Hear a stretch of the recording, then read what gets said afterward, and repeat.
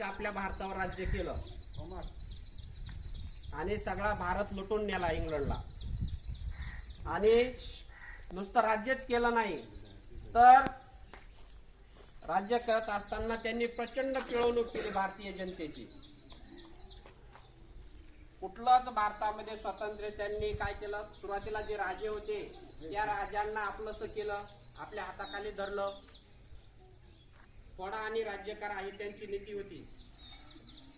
ते काय करायचे, एखाद्या राज्याला फोडायचे, आपल्याकडे घ्यायचे, त्याला धन दौलत द्यायचे आणि तो गप्प झाला की मग त्या ठिकाणी त्यांचं राज्य सुरू होईल। आणि प्रचंड जनतेची पिळवणूक करायची, शेत सारा वसूल करायचे, शेतात काम करायला आपले लोक असायचे आणि पिकलेला माल घेऊन जायला त्यांचे लोक असायचे। म्हणजे किती दुर्दैवी होतं।